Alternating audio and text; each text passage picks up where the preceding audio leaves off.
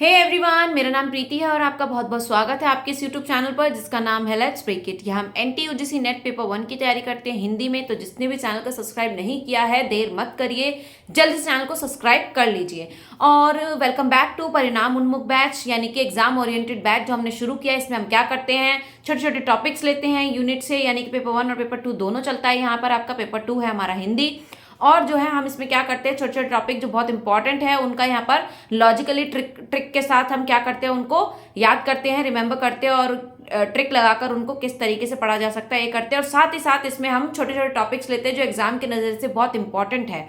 तो आज का हमारा टॉपिक है पेपर 1 का यूनिट, रिसर्च यूनिट का हमारा क्या, टाइप 1 एंड टाइप 2 एरर, जो मैं आपको लास्ट क्लास में बता चुकी हूँ। जब हमने लास्ट क्लास में हमने हाइपोथेसिस की थी, और हाइपोथेसिस में हमने देखा था कि हाइपोथेसिस क्या है, उसके प्रकार क्या होते हैं। और तब जो है, अब इसके बाद हम क्या कर रहे हैं, टाइप 1 एंड टाइप 2 एरर। तो मैंने क्या बताया था आपको कि हाइपोथेसिस क्या है, एक तरीके की धारणा, एक अनुमान है, ठीक है, जो रिसर्चर या शोधकर्ता लगाता है एक समस्या का समाधान करने के लिए। अब जब वो एक अवधारणा है एक, तो ये जो है गलत भी हो सकती है, सही भी हो सकती है। तो यानी कि वहीं से आता है, निकलता है आपका टाइप 1 और टाइप 2 एरर। जब वो क्या है, सही भी हो सकती है और गलत भी हो सकती है। तो हमने क्या किया था, 2 प्रकार किए थे इसके। कौन कौन से प्रकार किए थे हाइपोथेसिस के, नल हाइपोथेसिस और अल्टरनेटिव हाइपोथेसिस, यानी कि शून्य परिकल्पना और वैकल्पिक परिकल्पना। तो अब टाइप 1 एरर, टाइप 2 एरर कैसे होता है, इसे ध्यान से समझ लेंगे। बहुत ही मतलब उलझने वाला क्वेश्चन है, अगर आपको एक बार में क्लियर नहीं होता है, समझ कर नहीं आता है, तो इसमें आप उलझते जाएंगे, ठीक है। तो ध्यान से समझेंगे। टाइप 1 एरर क्या होता है, टाइप 1 एरर तब होता है जब एक रिसर्चर, देखिए मैंने बताया था, उससे पहले ये सुनिए, मैंने क्या बताया था कि जो रिसर्चर है या शोध करता है वो हमेशा क्या करना चाहता है, नल हाइपोथेसिस को रिजेक्ट करना चाहता है, ठीक है, जिसकी वजह से ऑटोमेटिकली उसकी अल्टरनेटिव हाइपोथेसिस यानी कि शून्य परिकल्पना को वो क्या करना चाहता है, अस्वीकार्य करना चाहता है, और उसकी जगह पर क्या स्वीकार हो जाता है फिर ऑटोमेटिकली अल्टरनेटिव हाइपोथेसिस यानी कि वैकल्पिक परिकल्पना। तो हमने क्या पढ़ा कि नल हाइपोथेसिस को वो रिजेक्ट करना चाहता है। तो टाइप 1 एरर तभी हो जाता है, टाइप 1 एरर तब होता है जब नल हाइपोथेसिस सही है, यानी कि इट इज ट्रू, तब सही है, तब भी क्या करेगा रिसर्चर जो है उसको अगर रिजेक्ट कर देगा और अल्टरनेटिव हाइपोथेसिस पे चला जाएगा, तब होगा टाइप 1 एरर। और this is a big error. इन दो टाइप 1 और टाइप 2 एरर में से टाइप 1 एरर को सबसे बड़ा माना जाता है, जो कि रिसर्चर की ही गलती होती है। देखिए 3 तरह से क्वेश्चन आते हैं यहाँ पर। पहला पूछा जाता है आपसे टाइप 1 एरर होता क्या है, कब होता है। दूसरा पूछा जाता है कि दोनों में से बड़ा कौन सा है, तो टाइप 1 होता है। तीसरा पूछा जाता है कि किसकी गलती होती है, तो ये रिसर्चर के ऊपर आता है, ये सारा इल्जाम जो है रिसर्चर के सर पे आ जाता है। क्यों? क्योंकि रिसर्चर ने ही सही होते हुए उसको क्या कर दिया है, रिजेक्ट कर दिया है। तो this is called type 1 error. अभी हम एग्जाम्पल से भी समझेंगे, पहले आप इसको ऐसे समझ लीजिए, आई होप क्लियर होगा। जब नल हाइपोथेसिस सही होते हुए भी रिसर्चर या शोधकर्ता उसे रिजेक्ट कर देता है, तब होता है type 1 error, and this is a bigger mistake. एक बहुत बड़ी मिस्टेक है, एक बहुत बड़ा एरर है।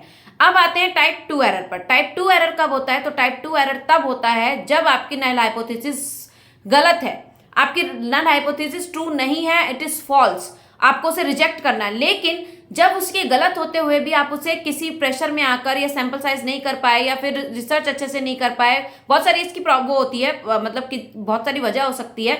तो पर लेकिन अभी ये समझिए कि जब गलत होते हुए भी रिसर्चर उसे सही कर देता है, यानी कि उसे एक्सेप्ट कर लेता है नल हाइपोथेसिस को, तब होता है आपका टाइप 2 एरर। यहां पर जो है अगर देखें कि गलती किसकी होती है, तो यहां पर गलती रिसर्चर की नहीं होती, उसके सैंपल साइज की गलती होती है और पॉपुलेशन की गलती होती है। क्यों? क्योंकि उसका सैंपल साइज या तो वो इतना बड़ा ले लिया है कि नहीं हो पाया, उससे वो रिजल्ट तक नहीं पहुंच पाया, तब उसने प्रेशर में आकर क्या कर लिया, नल हाइपोथेसिस को एक्सेप्ट कर लिया, या फिर पॉपुलेशन मतलब सैंपल साइज बहुत छोटा ले लिया। ऐसे बहुत सारे कारण इसके हो सकते हैं।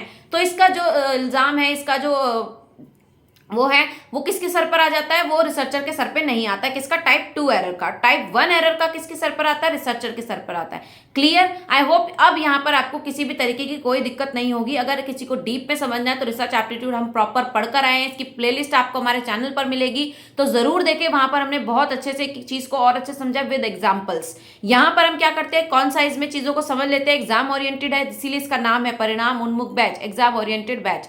तो यहाँ पर हम वैसे ही करेंगे, सीधा जो आपको बिल्कुल माइंड में क्लिक कर जाए और आपके एग्जाम में आपको चीजें समझ में आए, ठीक है। तो ये था आपका एग्जाम्पल से अगर मैं समझूं, तो एग्जाम्पल अगर मैं दूं कि मान लीजिए एक प्रेग्नेंट लेडी है, वो डॉक्टर के पास जाती है, और एक मेल जो है वो भी डॉक्टर के पास जाता है। देखिए, लेकिन एक प्रेग्नेंट लेडी है और नल हाइपोथेसिस क्या है कि ये प्रेग्नेंट नहीं है, और अल्टरनेटिव हाइपोथेसिस क्या कि प्रेग्नेंट है, तो जब रिसर्चर जो है टाइप 1 एरर करेगा, नल हाइपोथेसिस सही है, लेडी प्रेग्नेंट है, लेकिन तब भी डॉक्टर क्या कहेगा उसे कि नहीं ये प्रेग्नेंट नहीं है, तो नल हाइपोथेसिस को उसने रिजेक्ट कर दिया है, तो रिजेक्ट करने से क्या हो गया, टाइप 1 एरर हो गया। क्यों? क्योंकि वो तो सही चीज है ना, वो प्रेग्नेंट है वहां पर लेडी। और जब एक मेल अगर रिसर्च जाता है डॉक्टर के पास, और जब डॉक्टर देखो ये तो चांसेस ही नहीं है कि कोई मेल प्रेग्नेंट हो सकता है, तो फिर क्या होगा कि जो अगर फिर भी डॉक्टर क्या कहेगा उसे कि हाँ ये प्रेग्नेंट है, तो उसने क्या करा, नल हाइपोथेसिस को गलत होते हुए भी एक्सेप्ट कर लिया, तो वो क्या हो गया, टाइप 2 एरर हो गया। आई होप अब तो कोई डाउट नहीं हो सकता, हमने एग्जांपल से भी समझ लिया और इसको चीजों